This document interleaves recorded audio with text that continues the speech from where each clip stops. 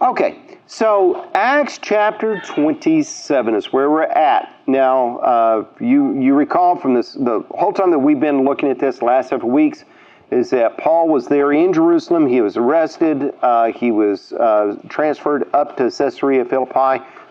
There he had trials before Felix. He had trials before Festus. What we looked at last week was King Agrippa heard his case. The reason why King Agrippa heard the case is because Festus really didn't know what to write to Caesar. Paul had appealed to Caesar, and so therefore he was going. And so Festus needed to write something about what Paul's case was, which, as we've been looking at, it really was kind of a big mystery because, there really wasn't anything substantial to charge him for. And after Agrippa heard him, Agrippa said, this man hasn't done anything worthy of death. And he said if he would have gone to Jerusalem, he might have been released. Well, if he would have made it to Jerusalem. But the point is, he appealed to Caesar for two different reasons. Number one, that was the better of the two options, considering that his option is go back to Jerusalem where they were trying to kill him. And number two, that was where God wanted him. If you recall, way back when he was on his third missionary journey in Acts chapter 19, he understood that the Lord wanted him to go to Rome.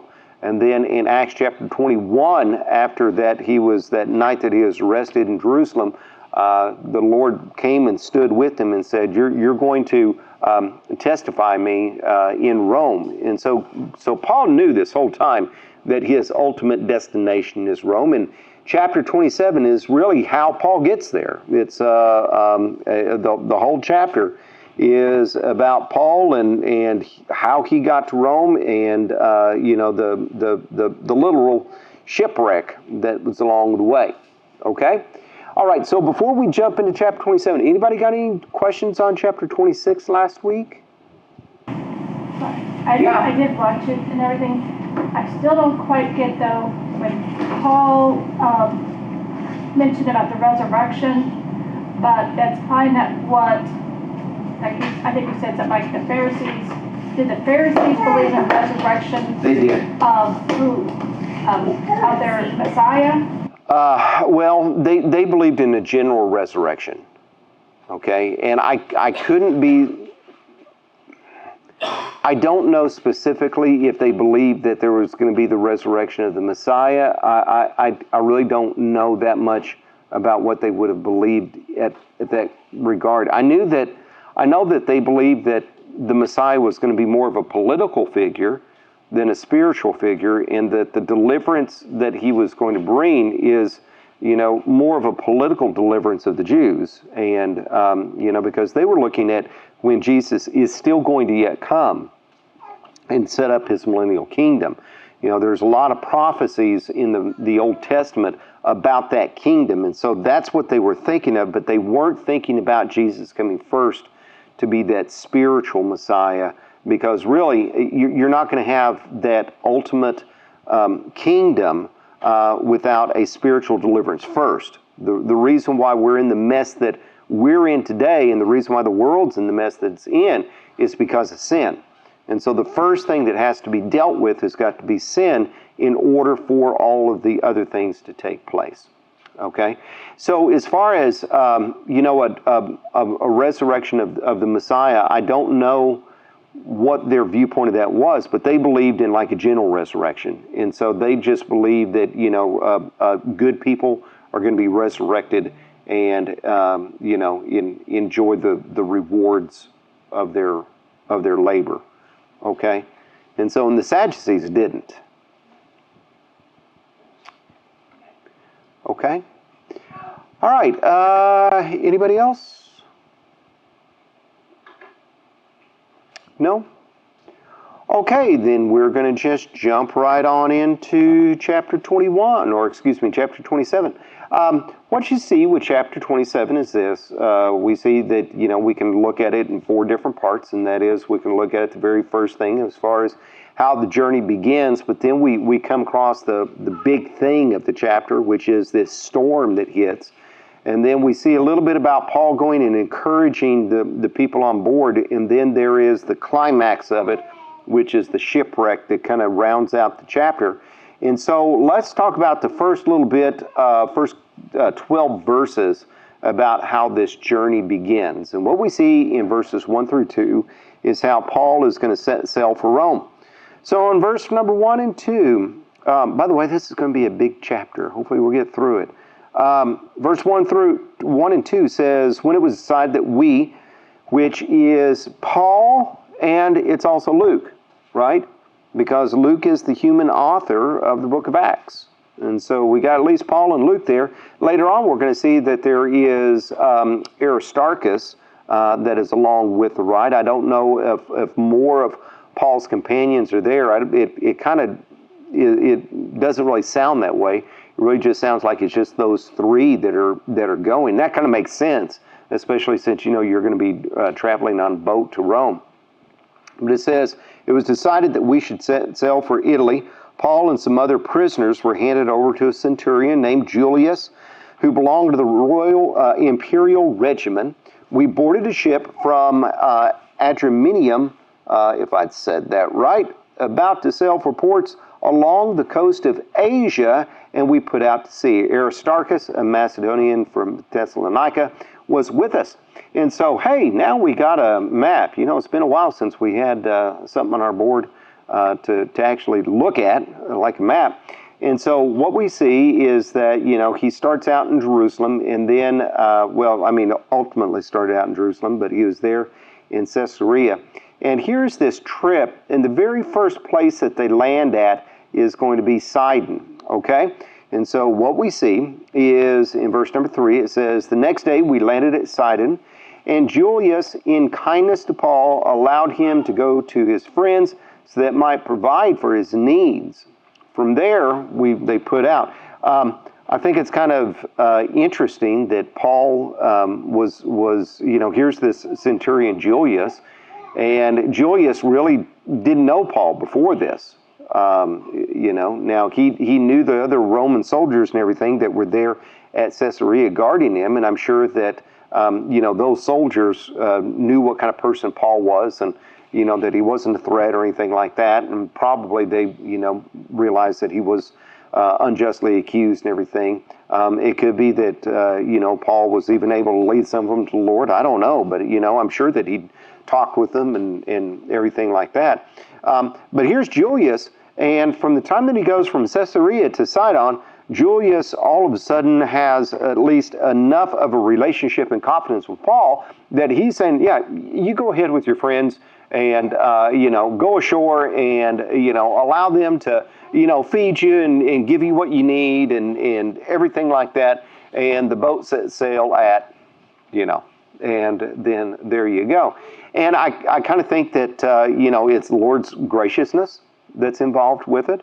I think that it's a lot of Paul and Paul's character, where he was showing himself that he could be trustworthy, and it could be that maybe some of the other soldiers and people that were guarding Paul told Julius and said, yeah, you can trust and depend on Paul. But if you stop and think about it, there really is something that within however many days it took from Caesarea to Sidon, that he would have that kind of of respect for Paul.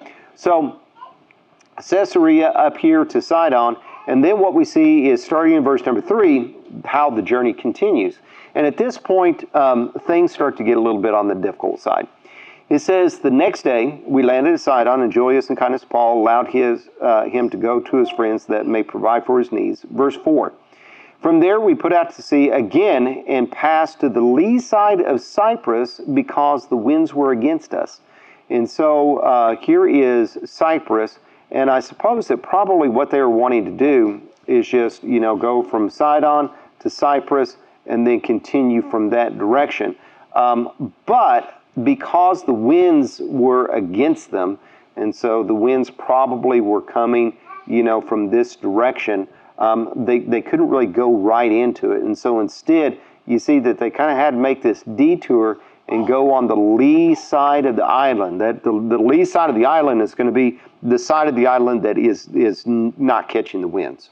Okay, and so they're using the island itself as a barrier for the winds and also a barrier for the surf too, because the current is going to be driven along from the winds. And so we see that in verse number 5, it says, when we had sailed along in the open sea off the coast of Cilicia. By the way, I know that I probably have pronounced that name Cecilia, Paul Tarsus of Cecilia. I think that's just something that just is stuck in my mouth. I bet when I was a little kid, somebody said it and it just stuck there. And it's hard to get it out. But it's not Cecilia, it's Cilicia, okay? So if you remember, here is Cilicia up here on the map, and here is Tarsus. And so, however the course is, they were just out here in the open sea in between Cyprus and Cilicia, and then Pamphylia right there. And so here they come, and they land right here at Myra in Lycia, okay? And so we continue in there. It says, off the coast of Sicilia and Pamphylia, we landed at Myra in Lycia. There, the centurion found an Alexandria ship sailing for Italy and put us on board. And so, this ship that they were on was just going to be going up the coastline and, not be going so far. And so now he's found this Alexandrian ship. Alexandrian ship probably was from down here in Egypt, and it was making its way over here to Italy on the bigger map. And so, when he lands here at Myra, he realizes, hey, here's this boat. Okay, we're going to get on this boat, and we're going to head out and get on into Italy.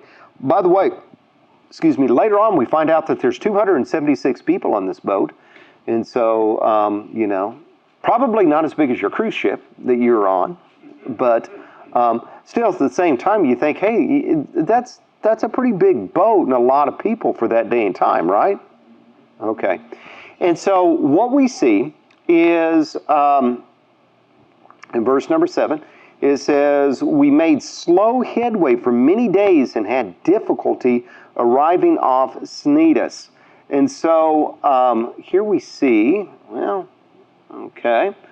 that now here they're just sailing along the coast, and they're coming up here to Cnidus right there, and you can see that the winds are still probably coming from this westerly direction, okay? And so, they're going into the wind, and so, how long it takes them to get there is a good question, but you can see that it's probably really, really slow going from all this.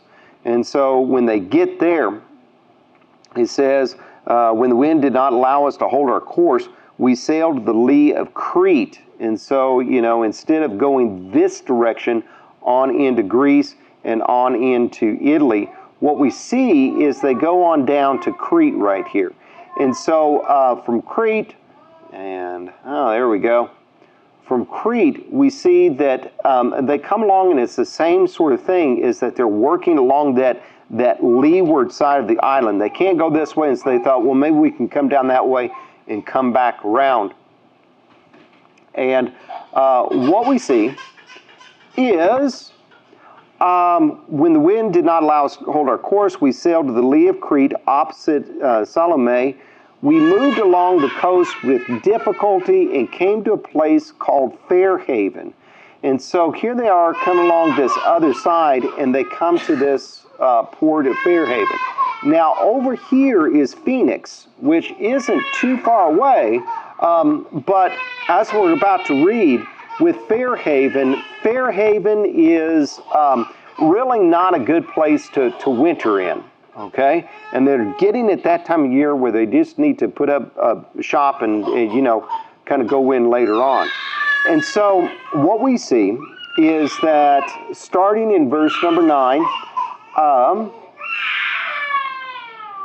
what we see is that Paul starts to give them some advice, and the crew just simply ignored his advice and instead had a very disastrous decision, okay?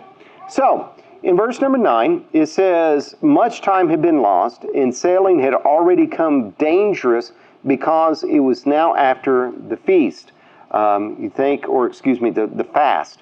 You think, okay, what kind of fast are we talking about here? This is probably the fast of Yom Kippur. And if you recall, Yom Kippur, usually falls around fall, okay?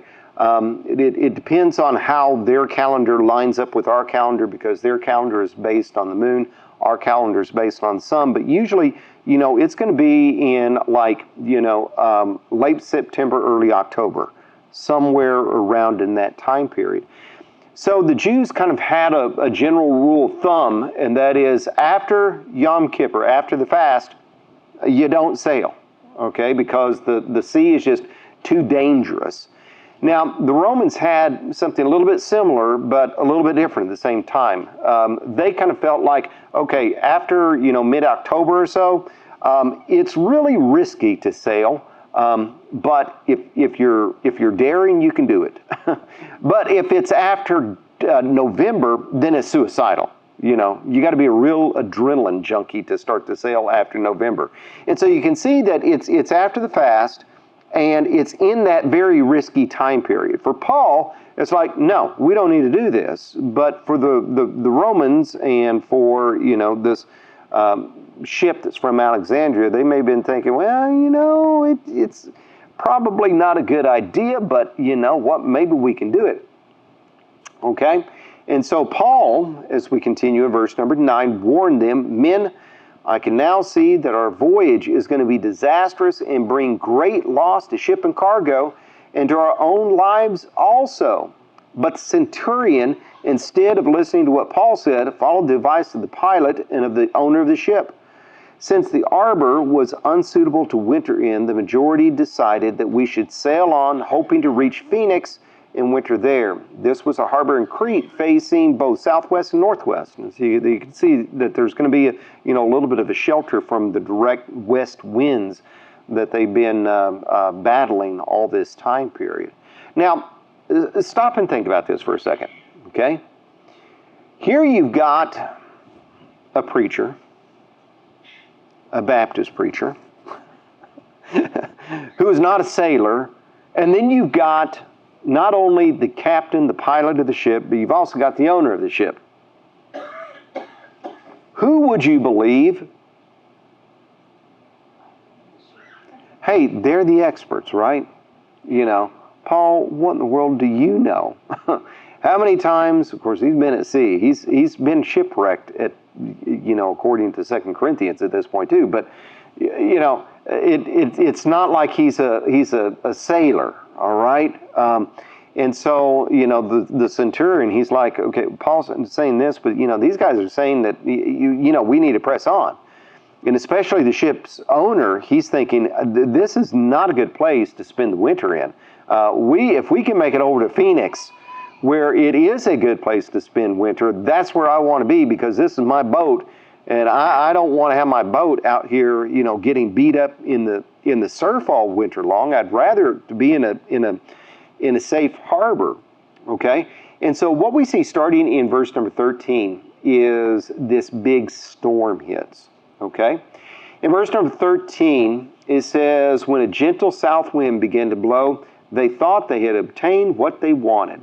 And so kind of getting back over here to the map, here we are at Fair Havens, and all of a sudden we start to have a nice south wind. And they thought, that's great. We could just, it's not a little bit away. We can hit that south wind. We could just go right over here from Fair Haven, Phoenix, and we're going to be set.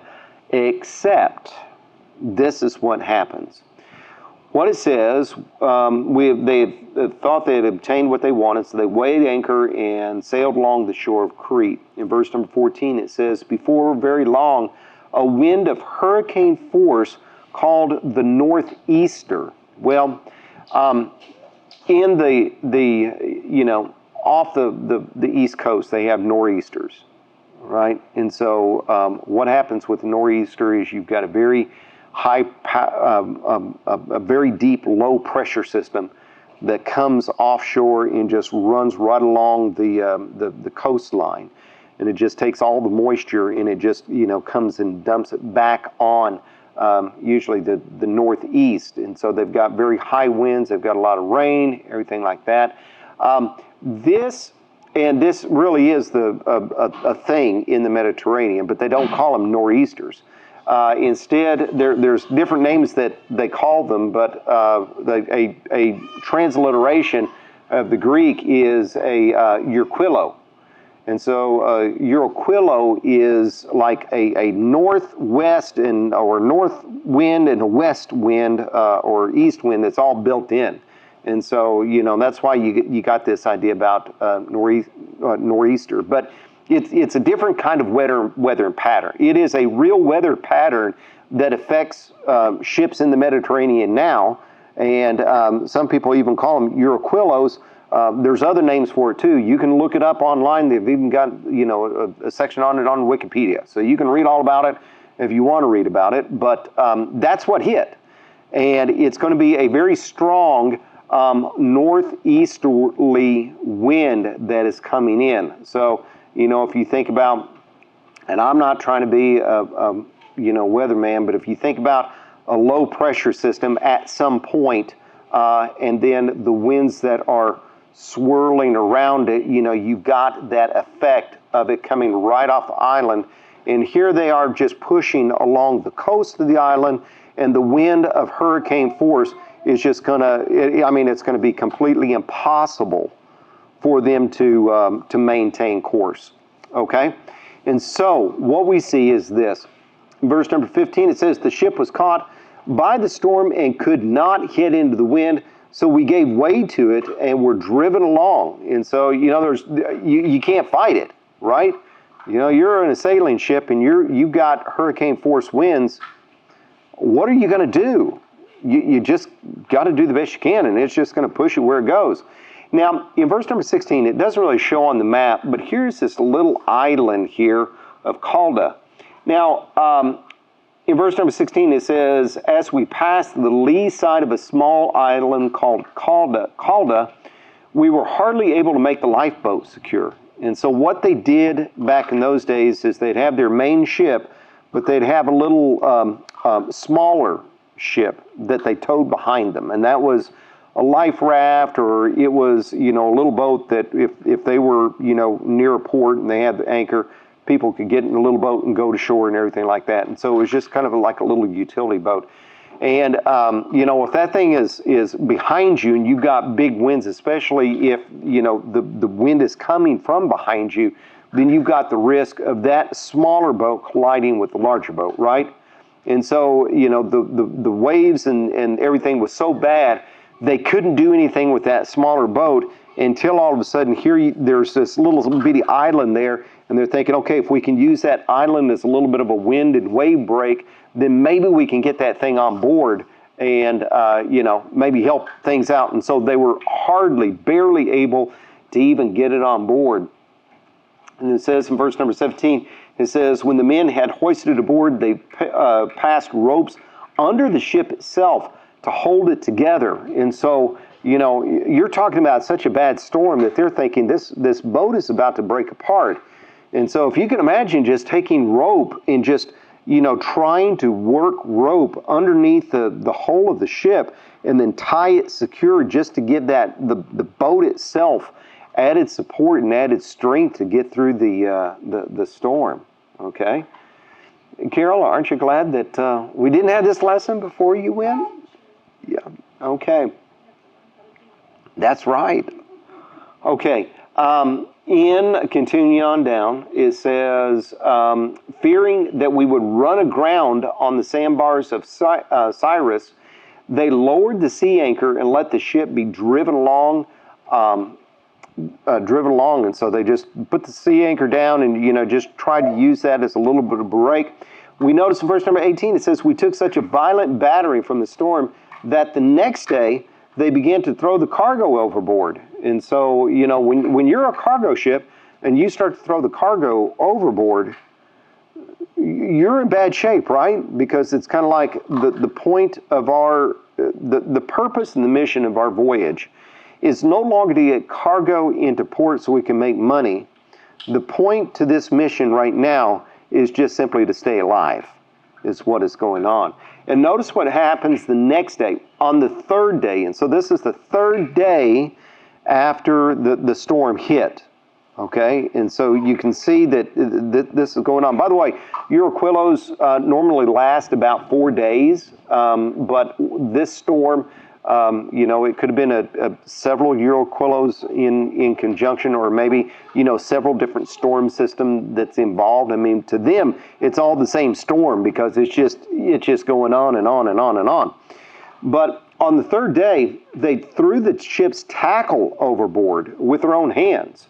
And so, the ropes and the pulleys and maybe some of the sails and some of the masts and everything that now is needed to make this boat kind of function. I mean, they're getting rid of that in order to lighten the load. It could be that maybe even they took one of the masts and they threw it off the back, to try to, drag it along back behind them to, kind of be this brake to keep them from running aground somewhere. Now look at verse number 20. It says, when neither sun nor stars appeared for many days and the storm continued raging, we finally gave up all hope of being saved. And so, looking at our map, and we really don't know where the route is. I mean, some maps will kind of want to take it, down this direction and then over, or if it's westerly, just wherever it is. I mean, you can see from that, it's just, they were just meandering all over the place. And you can see that after a certain period of time where the storm's just going on and on and on and on and on, and you finally have done everything that you can do, you're just like, there's no hope for being saved. We're going to die here. Okay? Now, I want you to look at, the size of this ocean here. And just think about being in the middle of it. In a boat, you really don't have any bearings anymore. You really don't have a whole lot of means of, propelling yourself forward, especially if you've gotten rid of some of the sails. They do have some of it, we're going to find out.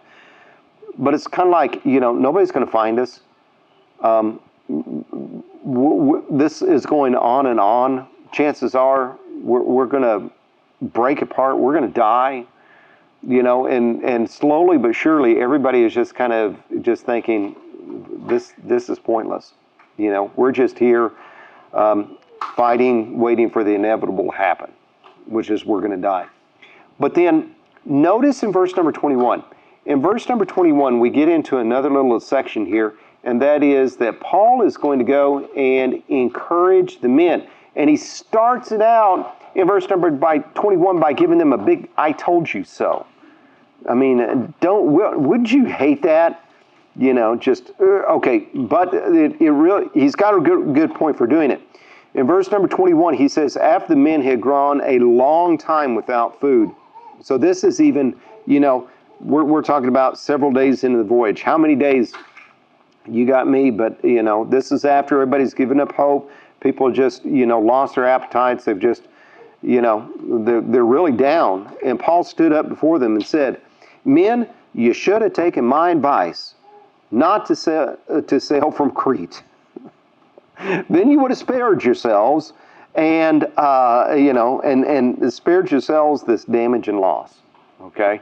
So here's this big "I told you so."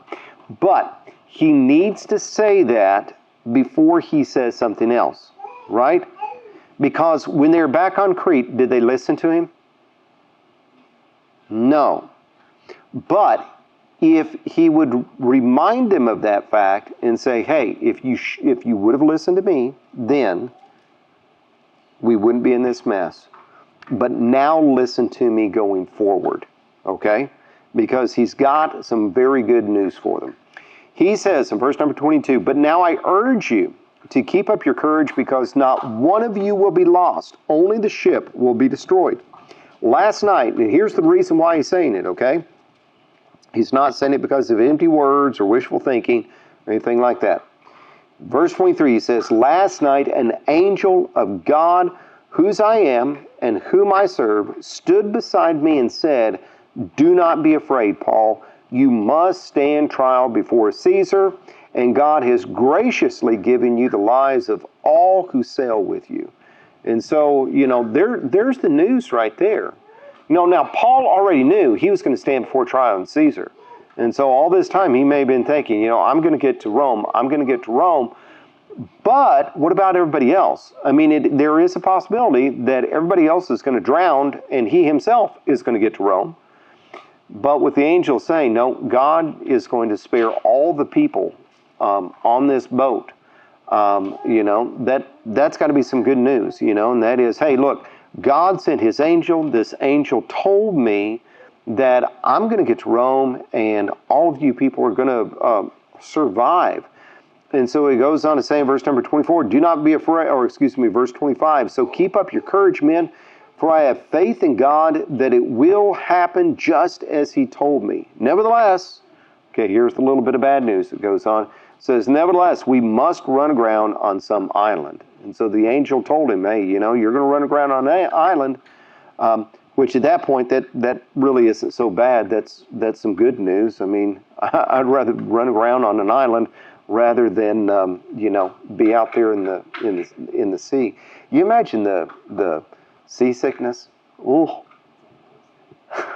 I would not want to be on that boat. Nope. I want to get my money back for that passage right there.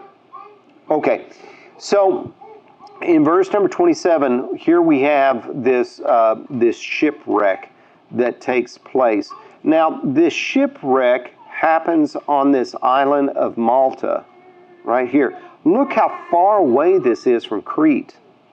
Okay, and I don't think we have a legend on this map, and so I couldn't tell you, how many miles this is, but I can tell you that this is a long way, and I can tell you that this is going to be a long time too, because what we see on verse 27 says, on the 14th night, and so, we are on night number 14 of still being in the storm. Of course, the storm isn't as bad as what it was, but you're still in the storm, and we were still being driven across the Adriatic Sea, when about midnight, the soldiers or sailors sensed that they were approaching land.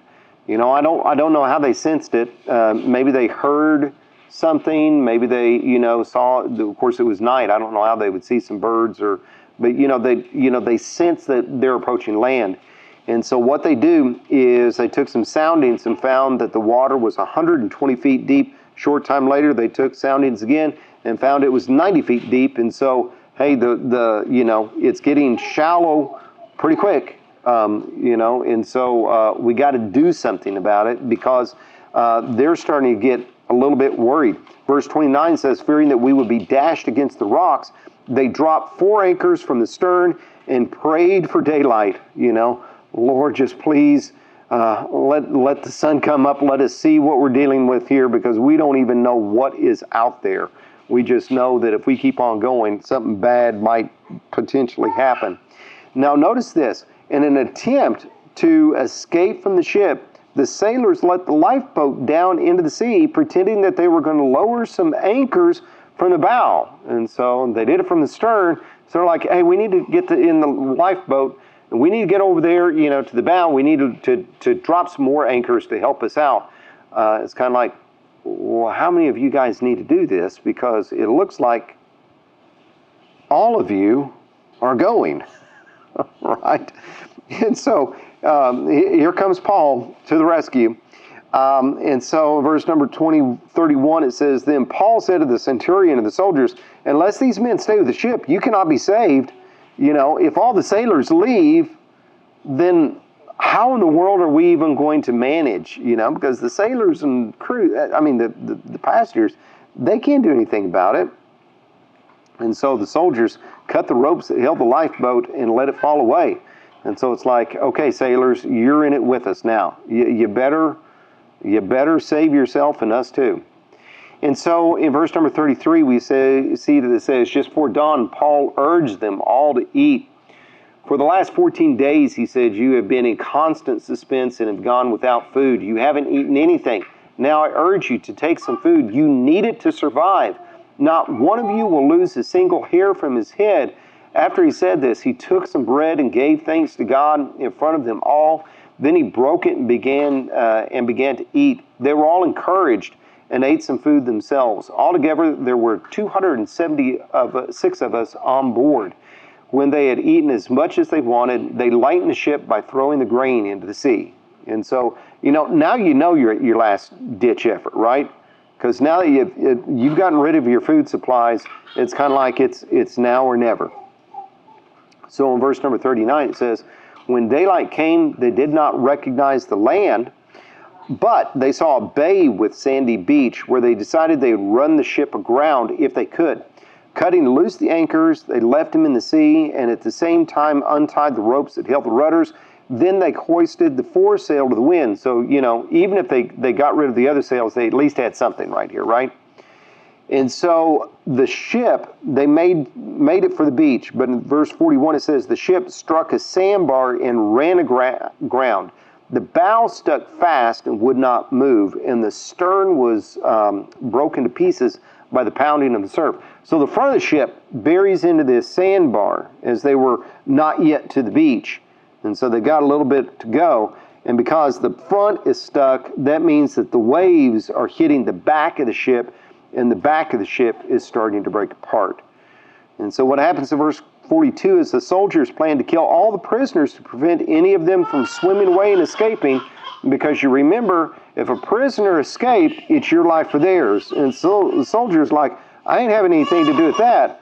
I'm just going to go ahead and just take care of these prisoners right here and there so we don't have to worry about it. But the centurion wanted to spare Paul's life and kept them from carrying out their plan. Imagine that. Again, we go back to, the Lord being gracious to Paul, and this man Julius having trust in Paul. And especially when the fact that Paul stood up and said, an angel told me that I got to stand trial before Caesar, that God has given all of you into, his hands. None of you are going to perish. You can see why the soldier's kind of thinking, hey, I need to be on God's side here. I need to keep this man alive. We need to get him to where he needs to be. And so in middle of verse number 43, it says, he ordered that those who could swim to jump overboard first and get to land, and then the rest were to get there on planks or in pieces of the ship. And notice that last little sentence there. In this way, everyone reached land in safety. Man, I just feel worn out just looking at this. Is a pretty intense chapter, isn't it? It really is when you stop to think about it. Okay? Now, here is a quick question for you. Why is this here? Why is this here in the book of Acts? And don't take the easy way out and say, well, God wanted it. Because obviously he did. It's in the Bible. Okay, but kind of looking at this chapter, it is kind of unusual, isn't it? Because, when you look at Acts, we're talking about, history that's moving along at a pretty quick pace, right? And, it's slowed down over the last couple of chapters, but then all of a sudden, here when we hit chapter 27, Luke has gone into a lot of detail over the last 15 days, isn't he? A lot of detail. He could have just simply said, we ran into a bad storm. Everybody thought they were going to die. But God sent an angel and told Paul that everybody's going to be rescued. And even though everybody thought that all hope was lost, we wound up shipwrecked on this island of Malta. End of chapter. Okay? So, why is this? Kind of looking at it in terms of maybe a climax of the book, if you will. What we're talking about is the Acts of the Apostles, but not really the Acts of the Apostles. It's the Acts of the Gospel. It's showing how the Gospel is going to start in Jerusalem, go to Judea, Samaria, Galilee, and the uttermost parts of the earth. And that uttermost parts of the earth is Paul getting to Caesar, Paul getting to Rome. Even though it's what we're going to see in chapter 28, the Gospel's already there. But Paul going to Rome and testifying before Caesar is kind of like going to be the pinnacle of the book.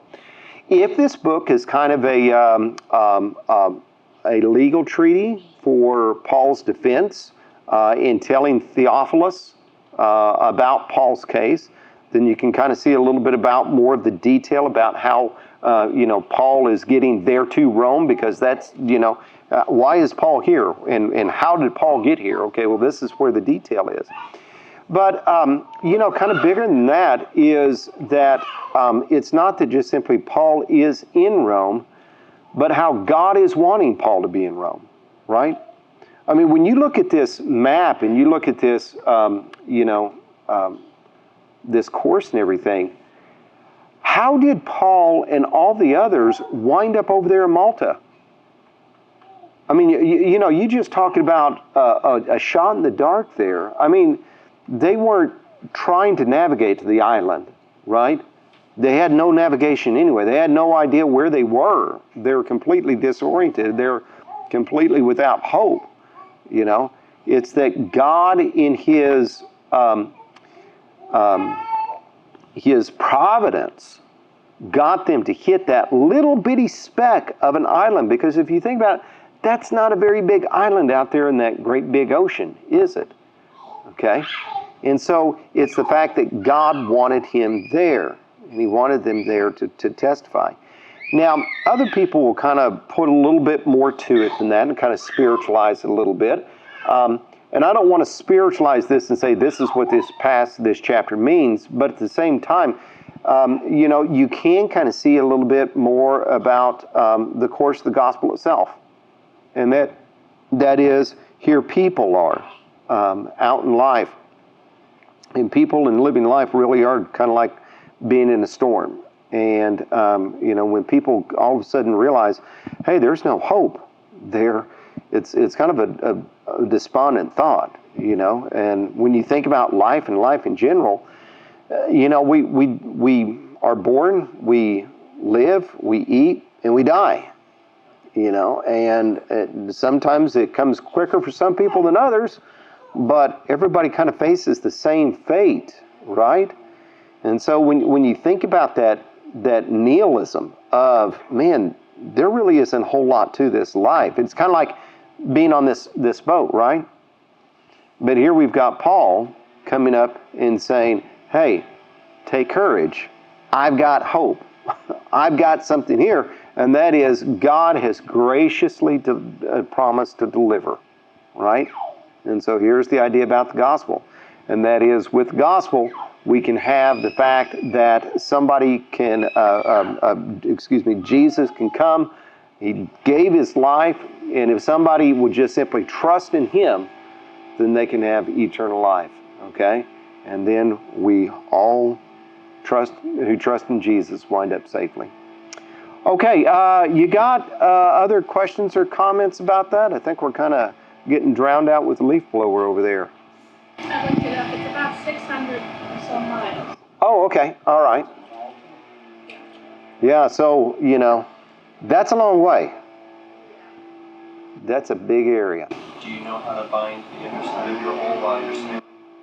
I would think that you would take a rope and you would throw it over the bow, and you'd have one person on one end and one on the other, and you would just walk it, with the weight? Yeah. Weight in the middle and then throw over the front. I know. I kept thinking about how do you do that from the side and get it to the other side? And This is how you do it. You say, who can hold their breath the longest? No. So, all right. Anybody else?